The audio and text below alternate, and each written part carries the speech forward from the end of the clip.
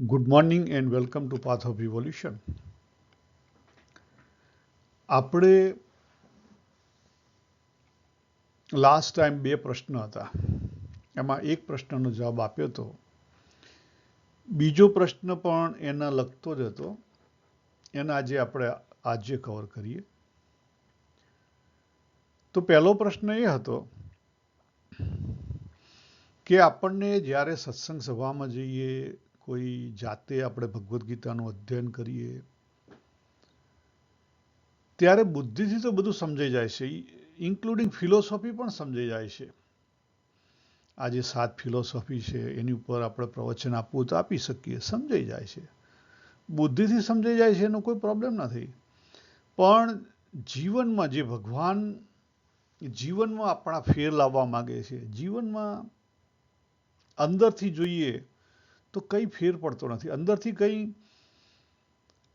આપણી જે કન્ટેન્ટમેન્ટ છે, સંતોષ છે, શાંતિ છે, ઇનર શાંતિ, ઇનર સંતોષ, ઇનર સુખ, એમાં કોઈ વધારો દેખાતો નથી. જો અંતરદ્રષ્ટિ કરીએ તો આપણને ખબર પડે. એ પ્રશ્નના આપણે લાસ્ટ ટાઈમ લીધો હતો, અને એના રિલેટેડ જ બીજો એક પ્રશ્ન હતો કે આજે એજ્યુકેશન વધ્યું છે,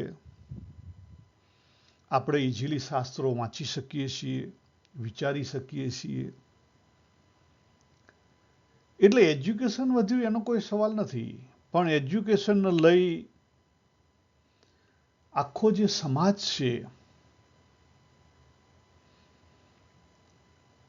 સમાજ સુધર્યો નથી.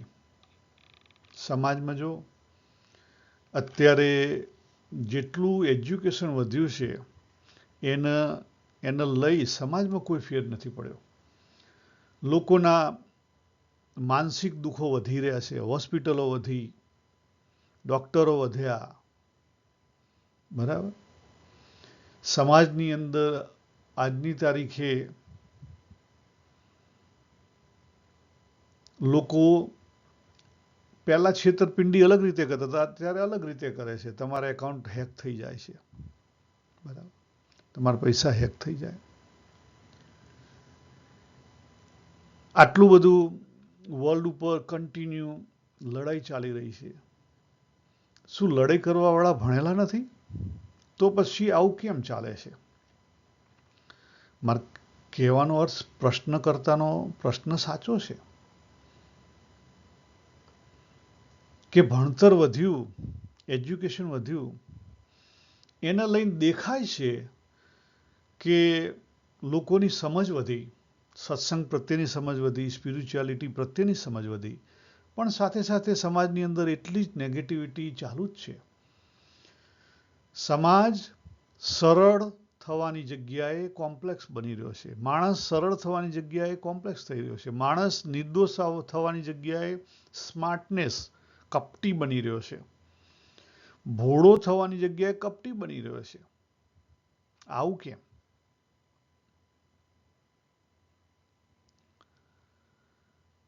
તો એને આજે થોડુંક આપણે સમજવાનો પ્રયત્ન કરીએ. પહેલી વસ્તુ તો આપણે જે પ્રશ્ન ઉઠ્યો છે કે ભાઈ એજ્યુકેશન વધે એને લઈને સ્પિરિચ્યુઆલિટી વધે, તો એ વાત ખોટી છે. એજ્યુકેશન અને સ્પિરિચ્યુઆલિટીને કંઈ લેવા દેવા નથી. માણસ ભણે એને લઈને એની બિલીફોથી પર થઈ શકે ના, એને કોઈ લેવા દેવા નથી.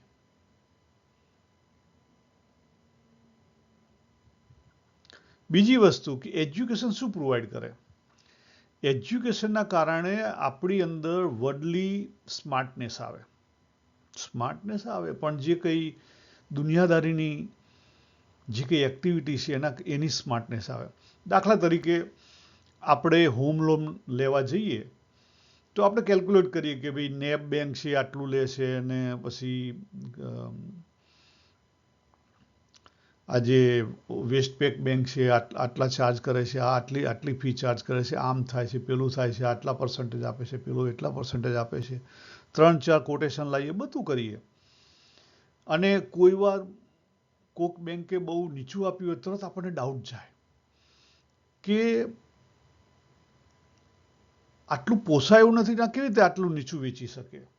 એની ક્વોલિટીમાં પ્રોબ્લેમ છે કે લોકોને ઉઠા ભણાવવા માગે છે? તરત આપણે ચેક કરીએ, ગૂગલમાં ચેક કરીએ, હા કરીએ, ના કરીએ. બરાબર. આજે ઇન્ટરેસ્ટ રેટ સપોઝ અહીંયા 4% ચાલી રહ્યો છે અને કોઈક 8% ઓફર કરતું હોય તો આપણને તરત ડાઉટ જાય. એ ડાઉટ કેમ જાય છે? આપણી સ્માર્ટનેસ છે, આપણી બુદ્ધિ કામ કરે છે. તો ખોટું છે? ખોટું નથી. બુદ્ધિનું કામ છે કે તર્ક કરે, સ્માર્ટ બનાવે. પણ એ જે સ્માર્ટનેસ છે, જે તર્ક છે, એ તર્ક આપણને આપણું જે ડિવોશન છે એની વચ્ચે મુશ્કેલી ઊભી કરે છે. કારણ કે આપણે બધા શંકાશીલ થઈ ગયા છીએ. જેટલું એજ્યુકેશન વધ્યું ને એટલા શંકાશીલ થઈ ગયા છીએ. ભલે આપણે સત્સંગમાં જતા હોઈએ, બાકી આપણે શંકાશીલ છીએ પૂરેપૂરા. લાગે કે કથા કરનાર કથા કરે છે, પણ આપણે જે સાંભળવું જે આપણે સાંભળીએ છીએ એનું આપણે જે પ્રમાણે અર્થઘટન કરવું એ પ્રમાણે જ કરીએ છીએ. આપણે કોઈ કથાકાર પ્રમાણે કશું વિચારતા જ નથી. એટલે પહેલી વસ્તુ, એજ્યુકેશન અને સ્પિરિચ્યુઆલિટીને કંઈ લેવા દેવા નથી. બીજું, એજ્યુકેશન વર્ડલી સ્માર્ટનેસ પ્રોવાઈડ કરે, અને વર્ડલી સ્માર્ટનેસ આવે, એજ્યુકેશન આવે એટલે બુદ્ધિનું કામ છે તર્ક પેદા કરવાનું, એટલે બધા ડાઉટ ઊભા થાય, અને ડાઉટ સ્પિરિચ્યુઆલિટીમાં મુશ્કેલીઓ વધારે ઊભી કરે.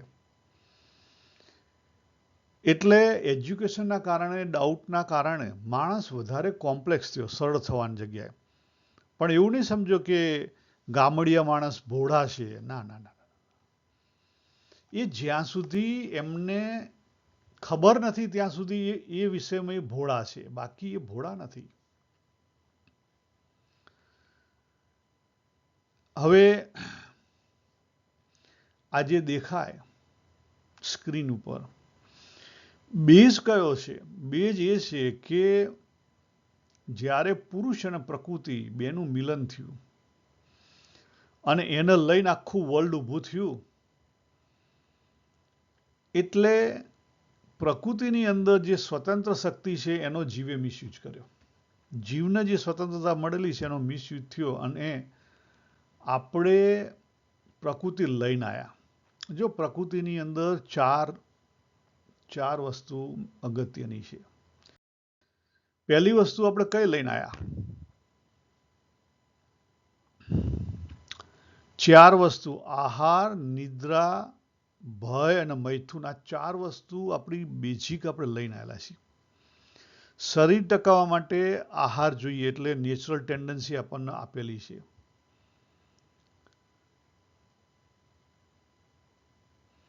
શરીર સારું રહે એટલા માટે નિદ્રા જોઈએ, ઊંઘ જોઈએ. અને શરીર છે અને નિદ્રા છે, ઊંઘ છે, એના માટે એને લઈને ભય છે. આ 3 વસ્તુ આપણી અંદર છે જે આપણી કામના ઊભી કરશે. ચોથી મોટી અગત્યની મૈથુન. એમાં 2 ભાગ છે. એક આપણે પકડેલો ભાગ છે અને બીજું પ્રકૃતિ આપણી જોડે કરાવે છે. કેમ? કારણ કે આજે આપણું બ્રહ્માંડ છે એ પણ ચાલુ રહેવું જોઈએ. જો એ વસ્તુ પ્રકૃતિએ ના મૂકી હોય દરેકની અંદર, તો પછી આ બ્રહ્માંડ આગળ વધે નહીં. એની જે કહેવાય ને સ્થિતિ ના રહે.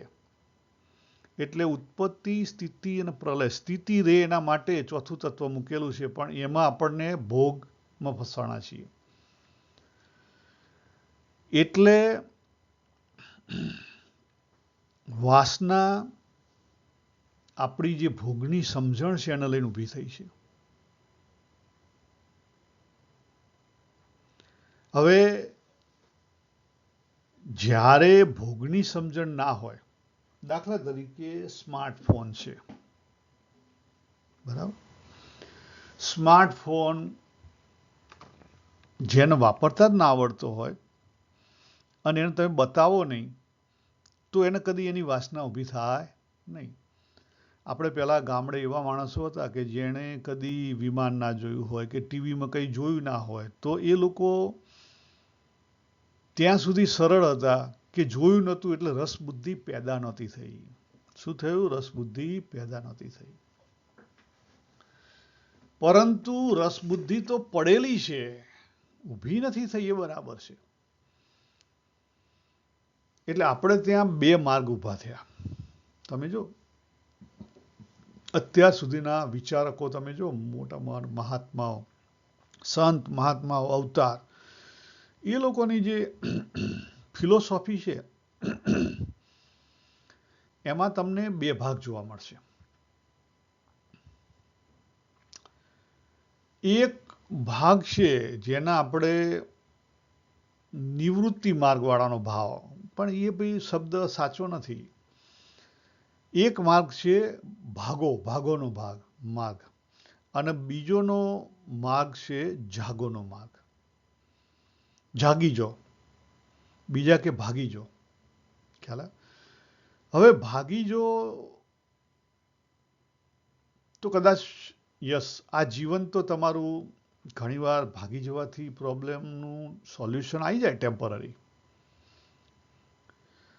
સંસાર છોડીને જંગલમાં જતા રહો, લિમિટેડ એક્સેપ્ટ કરો, આ બધું ઇન્ટરનેટ, હા ના બધું લોકો બંધ કરે જ છે અને ઉપયોગી છે. હા, જો ઘણા બધા બુદ્ધ ધર્મના ફોલોવર ને એમની પણ ઘણા બધા સ્પિરિચ્યુઆલિટીના ફોલોવર નિયમ રાખે કે ભાઈ આટલું જ ઇન્ટરનેટ વાપરવાનું, આટલો જ મોબાઈલ વાપરવાનો, જેથી કરીને એ તમને ડિસ્ટર્બ ના કરી શકે.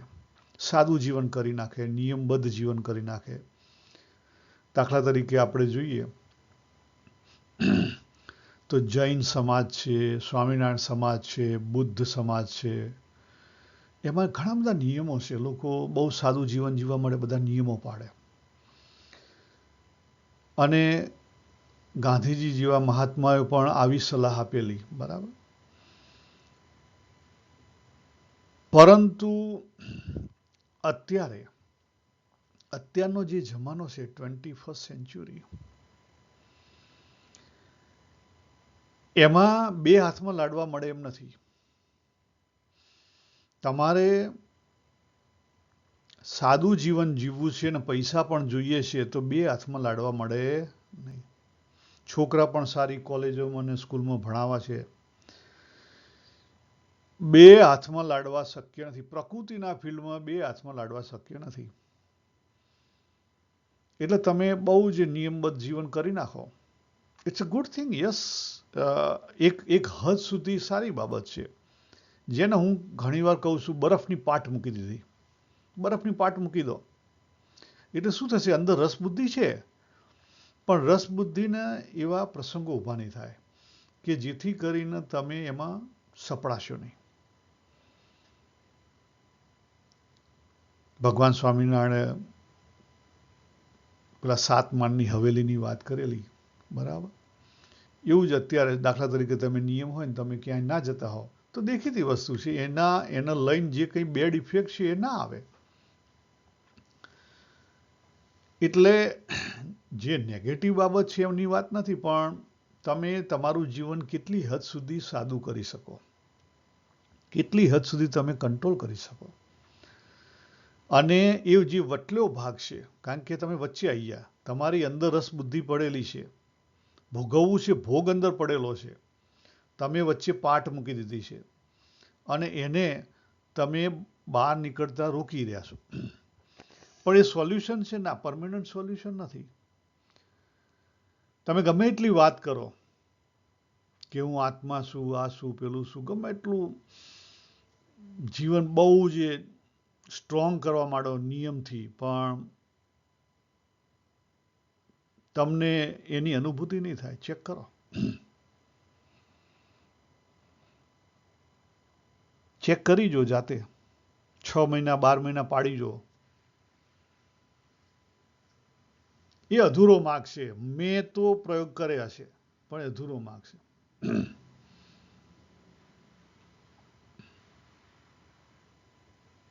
બીજો છે ભગવાન કૃષ્ણનો માર્ગ, રસબુદ્ધિની જે વાત કરી ભગવાને બીજા અધ્યાયના 59મા શ્લોકથી.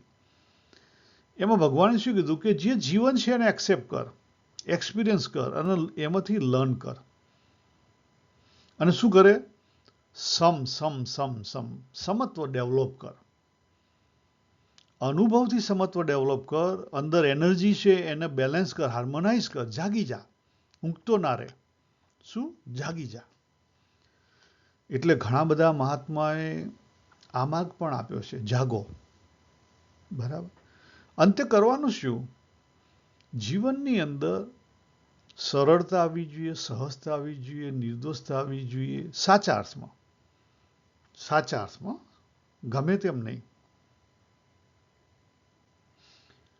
જો અહીં સ્ક્રીન ઉપર દેખાય છે પ્રકૃતિનું એક્સપાન્શન થઈ રહ્યું છે અને આપણે આપણી અંદર એટલે આગળના ભોગોને જો તમે બહાર લાવો અને એને એક્સપાન્ડ કરીને હાર્મોનાઇઝ કરી દો તો ભગવાન કૃષ્ણના માર્ગે તમે પ્રેમથી જીવન જીવી શકો.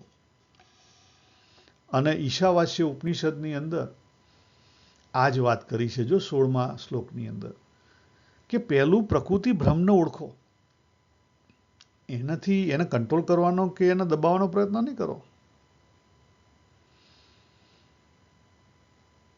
એનાથી ભાગવાથી પ્રોબ્લેમનું સોલ્યુશન નથી.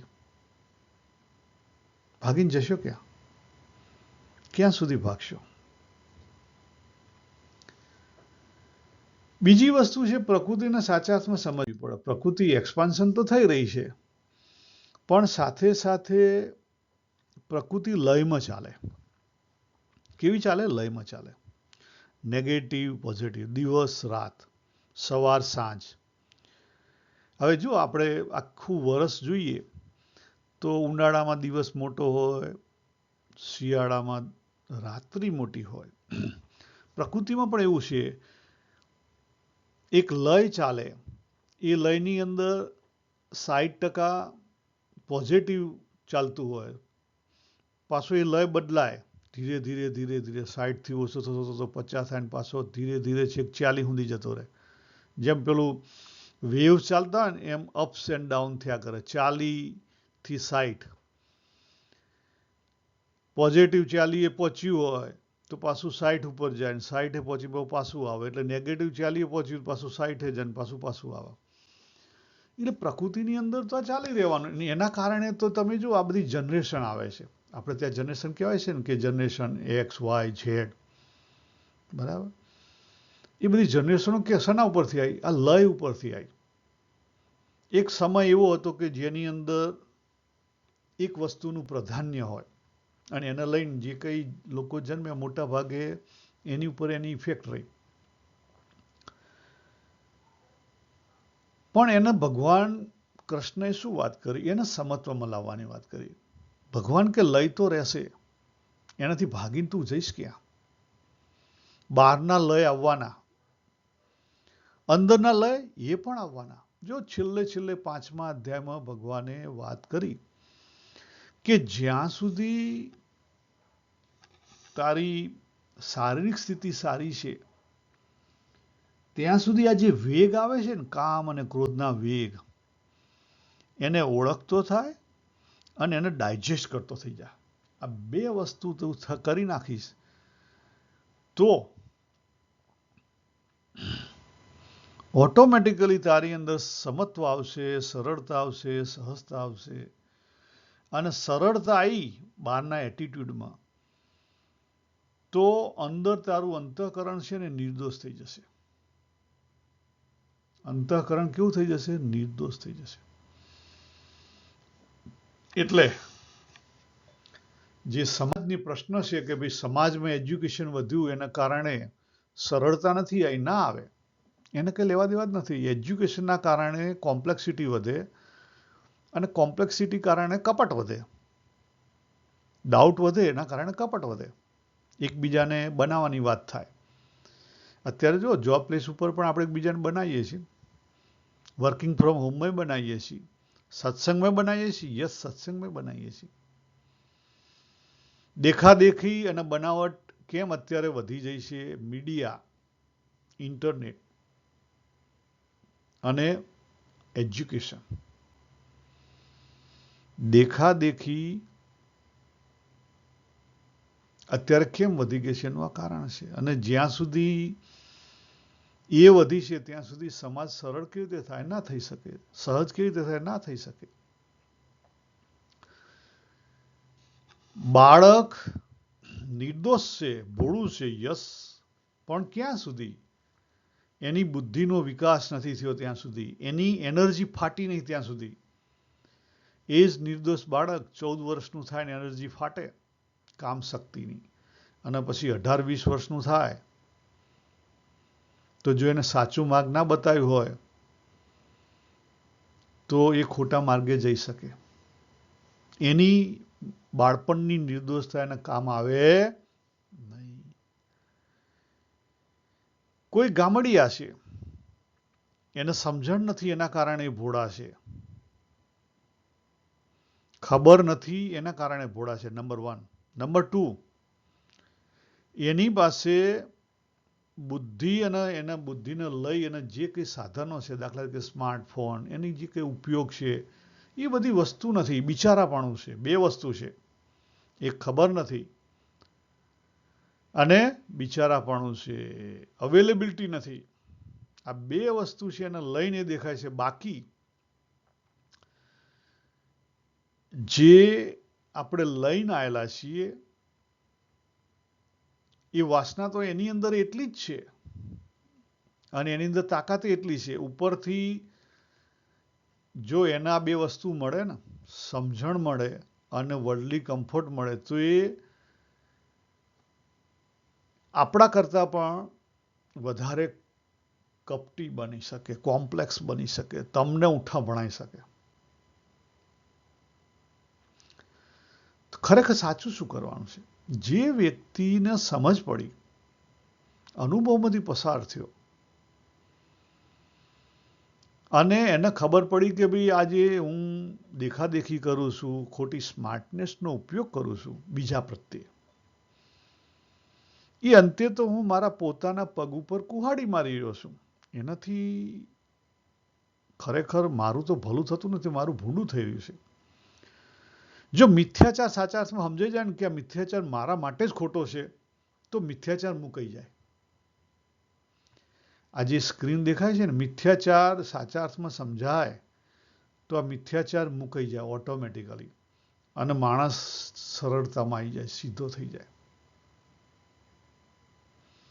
એકવાર આપણને ખબર પડે કે આ જે કર્મ છે, આજે હું સ્માર્ટનેસ વાપરી રહ્યો છું, એ સ્માર્ટનેસ ફરીને પાછી મારા પગમાં જ આવશે, વ્યાજ સાથે આવશે. જો આ અનુભવથી સમજાઈ જાય ને અપનાવાય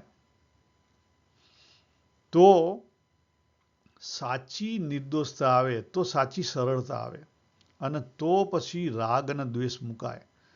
અને રાગ અને દ્વેષ મુકાય ને તો કામ, ક્રોધ, લોભ, મોહ, બેઈમાની વગેરે મુકાઈ જાય અને સરળ થઈ જવાય.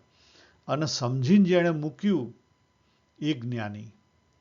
સમજીને જેણે મૂક્યું એ જ્ઞાની, બીજો નહીં. જો આ આપણું ડ્રોઈંગ છે કે ભાઈ સપોઝ બાબુ જીવ તરીકે આવ્યો તો લોઅર સબકોન્શિયસ માઇન્ડ અને જીવ, આ 2 વસ્તુ આપણે લઈને આવ્યા હાથે, એટલે આપણી વાસના તો અહીંયા પડેલી જ છે. આ વાસના શક્તિ જેમ જેમ બહાર નીકળે એમ એને જો હાર્મોનાઇઝ કરવામાં આવે તો એ ક્રિએટિવ થઈ જાય. અને એના 2 રસ્તા છે આપણા સમાજની અંદર. પહેલો રસ્તો છે સંકલ્પનો માર્ગ અને બીજો રસ્તો છે ડિવોશનનો માર્ગ.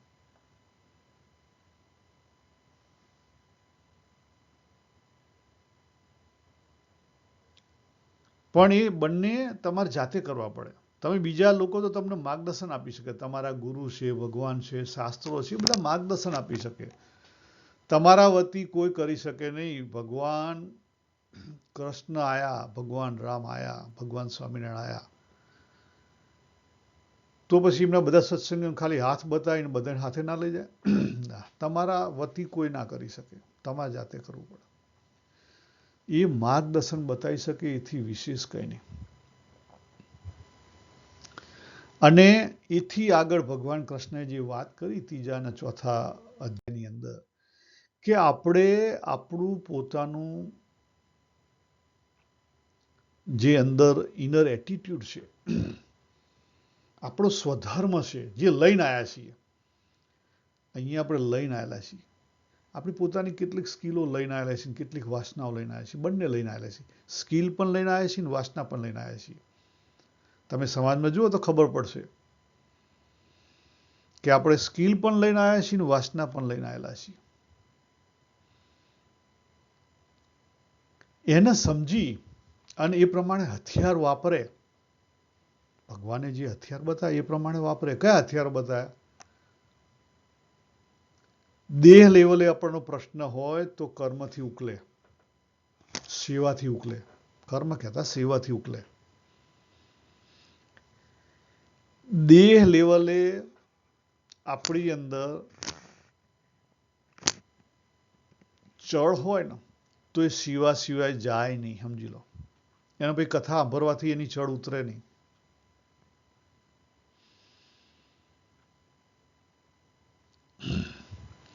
બીજું પછી બુદ્ધિ આવે. બુદ્ધિ છે એ ખાલી તમારા લોજિકલ માઇન્ડ છે અને એ તમારા વિચાર સુધી જ રહે. એ કર્મ છે એ બહુ દૂરની બાબત છે. બુદ્ધિ છે તમારા અંદર આવી પણ બુદ્ધિ તમને ફેરવી શકે નહીં, અધૂરી છે.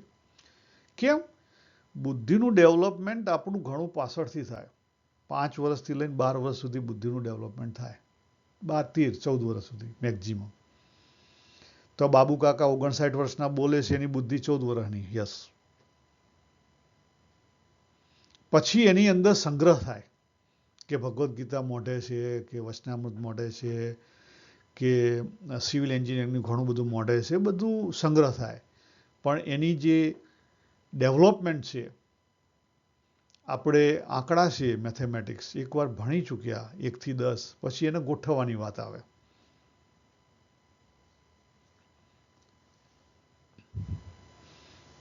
બુદ્ધિથી પાવરફુલ કોણ છે? ઇમોશનલ માઇન્ડને જો સમજીને વાપરીએ તો બુદ્ધિથી પાવરફુલ છે. યસ. પણ એ બહારનું ફિલિંગ નહીં. જો યાદ રાખો, બહારનું ફિલિંગ તો તમને મારી નાખશે. અંદરના ભાવ. બહારના ફિલિંગને જવા દો, અંદરના ભાવ કયા ઉઠે છે એને ઓળખો તો તમને ખેંચી જશે. પણ છતાંય એ ઇમોશનલ માઇન્ડ છે તમારા અપર સબકોન્શિયસને ચેન્જ કરવા ઘણું પાવરફુલ છે. જો તમે ઇમોશનલ તમારો સ્વભાવ હોય અને તમે સાચી રીતે સમજીને વાપરો તો તમે ઘણી બધી તમારી હેબિટો તમે ચેન્જ કરી શકો. ખરાબ હોય એ. કામ, ક્રોધ, લોભ, મોહ, મદ, મત્સર, ઈર્ષાવાળી. એથી નીચે આ બે, અપર સબકોન્શિયસ અને લોઅર સબકોન્શિયસ, એની અંદર 90% પાવર છે અને આપણા બધા 90% કામ એ કરે છે. પણ જો તમે ધારો તો એને તમે કામમાં લઈ શકો. યસ. હું તમને હથિયાર બતાવું. આ બેને હાથે લઈ લો અને નક્કી કરો. એટલે આ બધા કેટલા થઈ જાય? બધા 5 એક સાથે થઈ જાય, એક રસ થઈ જાય. અને નક્કી કરો. જે આપણે અગાઉ વાત કરી હતી ને, 2 વાઘ છે, બંને વાઘને મિક્સ કરી દો.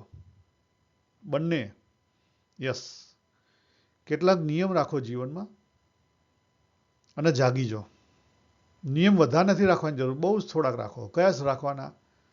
સમાજમાં જરૂર ના હોય ને ત્યાં જશો નહીં અને ડિસ્ટર્બ કરશો નહીં. સમાજને ડિસ્ટર્બ કરશો ને તમારા માઇન્ડને ડિસ્ટર્બ નહીં કરો. સમાજ તો ડિસ્ટર્બ નહીં થાય, તમારું માઇન્ડ ડિસ્ટર્બ થશે. કોવિડે જે વસ્તુ આપણને આપીને એનો સાચો ઉપયોગ કરો તો શું થશે? જીવનની અંદર સરળતા આવશે. જો એકવાર જીવનની અંદર સરળતા ને થોડી ચાલુ થઈ ને, સાવ સરળ બની જાઓ. કપટી, બેમાની એ બધું છોડી દો. દેખાદેખી જેવા છો એવા સિમ્પલ. બહુ સમાજમાં જવાનું, માથાકૂટ કરવાનું પણ છોડી દો. જરૂર નથી, નહીં જો. જોબ માટે જરૂર છે, જો. તો છે ને ધીરે ધીરે ધીરે ધીરે તમારા હે ને અંદરના જે ભાવ છે ને અંદરની નિર્દોષતા વધવા માંડશે. અને આ જે છે ને એકવાર અંદરની નિર્દોષતા વધી, બહારની સરળતા વધી, અંદરની નિર્દોષતા વધી, તમારી અંદરથી દ્વેષ મુકાઈ જશે. નહીં તો કદીય દ્વેષ નહીં મુકાય. યાદ રાખો, તમે ચેક કરો, દ્વેષ તમારી અંદરથી કદીય નહીં મુકાય. અને આ રીતે આપણે આમાંથી બહાર નીકળી શકીએ. બીજો મને તો કોઈ રસ્તો દેખાતો નથી. મેં તો ઘણા બધા ટ્રાયલ ને એરર કર્યા, હાર્ડકોર સાધનાઓ પણ કરી જોઈ. એટલે ભગવાન કૃષ્ણએ જે બીજા અધ્યાયથી વાત કરી ભાવ ઉપરની, અને પછી ત્રીજા અધ્યાયમાં જે ત્રીજા અને ચોથા અધ્યાયની અંદર જે વાત કરી પોતાનો સ્વધર્મને ઓળખી, અને ચોથા અધ્યાયમાં શરૂઆતમાં જ વાત કરી જો કે પેલા પ્રણાલી હતી, પ્રણાલી તૂટી ગઈ. છેક પાંચમા અધ્યાય સુધી આપણે પહોંચ્યા છીએ. જો સાચા અર્થમાં સમજીએ તો જાગવાની વાત કરી ભગવાને. ખ્યાલ? અને એ પ્રમાણે આપણે દરેક યુનિક છીએ. દરેકના રસ સૂચિના અંગ અલગ છે. તમને જે રસ્તો અનુકૂળ હોય એ પ્રમાણે તમે ગોઠવો. પણ લોકના દેખાદેખીમાં નહીં આવો તો તમારો કંઈક અનુભૂતિ થશે ચોક્કસ, પણ અંદર જશો તો બાકી નહીં થાય. અને જીવન તો ક્યારેક જતું રહેશે, ખબર નહીં પડે. તો આની ઉપર વિચાર કરજો. આપણે અહીંયા પૂરું કરીએ. સર્વેને જય શ્રી કૃષ્ણ. હરિઓમ તત્સત. હરિઓમ તત્સત. હરિઓમ.